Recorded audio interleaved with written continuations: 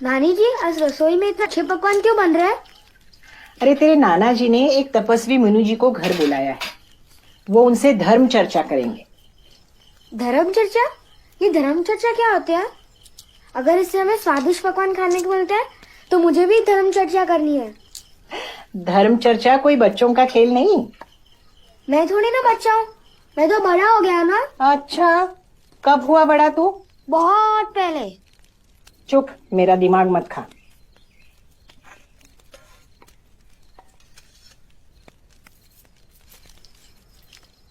नानी, मैं लड्डू ले लूं? नहीं नहीं नहीं नहीं, वो मुनि जी को पहले। तू जा अपने नाना जी से बात कर, जा।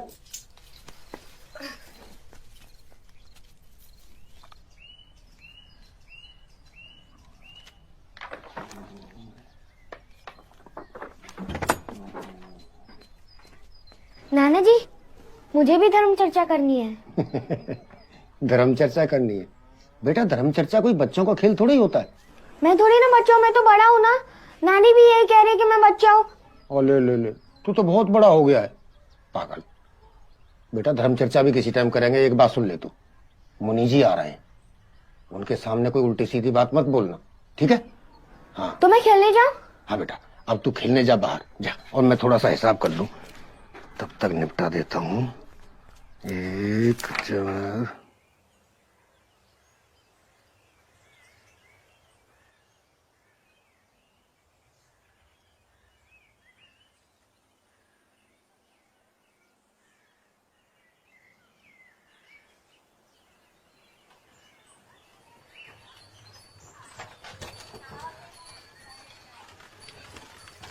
नानी, मुनि जी आ गए हैं। नानी, मुनि जी आ गए हैं। प्रणाम मुनिवर्त। यशस्वी हो, आनंदित रहो। पधारिए, छोटे से घर में स्वागत है आपका। यजमान, आदमी घर से नहीं दिल से बड़ा होता है। श्री कृष्ण श्री कृष्ण श्री कृष्ण। आप बड़ी दूर से आए हैं महाराज, आसन ग्रहण करें। धन्यवाद। ईश्वर तेरी करुणा अपार है। धन्यवाद। श्री कृष्ण श्री कृष्ण श्री कृष्ण। वाह, क्या बढ़िया खुशबू आ रही है। अचानक मेरी यानी मेरे शरीर की भूख चौगनी हो गई। वाह, ये तो आपकी अनुकंपा है महाराज।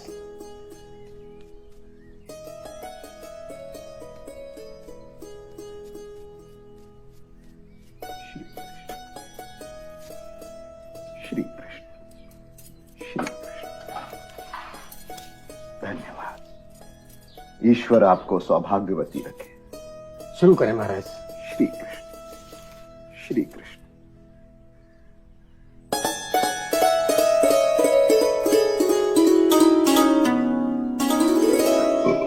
वाह यजमान, आपने तो इस नश्वर शरीर को इसी जन्म में स्वर्ग का दर्शन करा दिया। आपके मन में कोई भी शंका हो, कोई भी प्रश्न हो, निसंकोच पूछो। महाराज, उम्र हाथ से छूटी जा रही है। मन में एक बात बार बार उभर कर आती है, क्या इस मनुष्य योनि के सुख दुख के फेर से हम जैसे संसारी की मुक्ति संभव है? सांसारिक जीवन में मुक्ति पाना लगभग असंभव है। नानी, इसका कारण साफ है। क्या यही धर्म चर्चा है? भगवान ने मनुष्य को बनाया ही सुन ऐसा। उनकी बातें क्या बोलते हैं। इंसान कितनी भी कोशिश करे, वो पाप करने से नहीं बच सकता।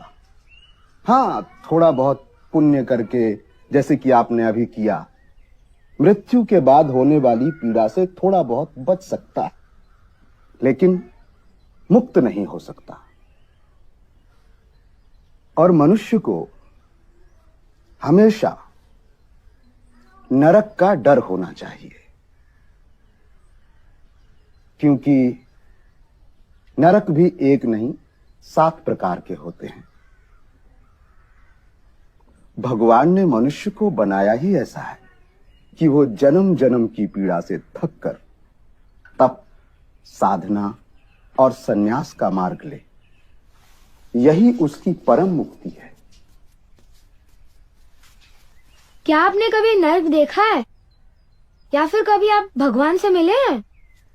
बड़ा नटखट बच्चा है। बेटा जाओ बाहर खेलो। महाराज जी, आपको बच्चे के प्रश्न का उत्तर देना चाहिए।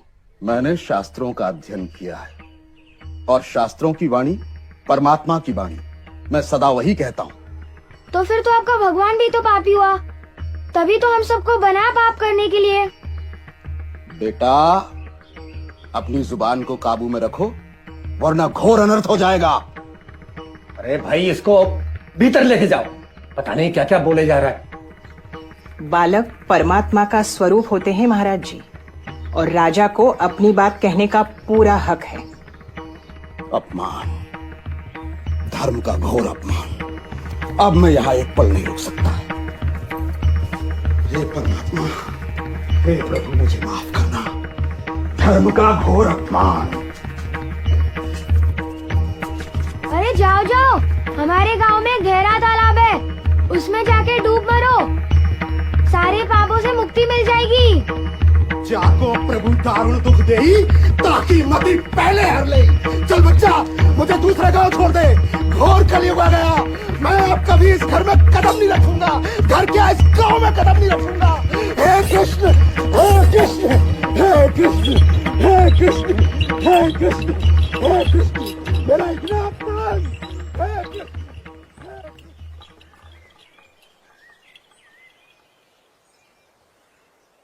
क्या ऐसे ही चिड़े रहोगे जी? और आज आपने दिन भर कुछ खाया भी तो नहीं? सच कहूं तो कई बार भगवान ही बच्चों के मुख से बोलते हैं। जरा सोचो तो राजा ने जो बात कही वो 1 महीने में सही ही तो है ना? अब छोड़ो भी, बच्चे की बात पर इतना मुंह फुलाने की क्या जरूरत है? गुस्सा मुझे राजा पर नहीं, बल्कि अपने आप पर है। जो सीधी सच्ची बात राजा को दिखाई दे गई, वो इस बुड्ढे की बुद्धि में पहले क्यों नहीं आई?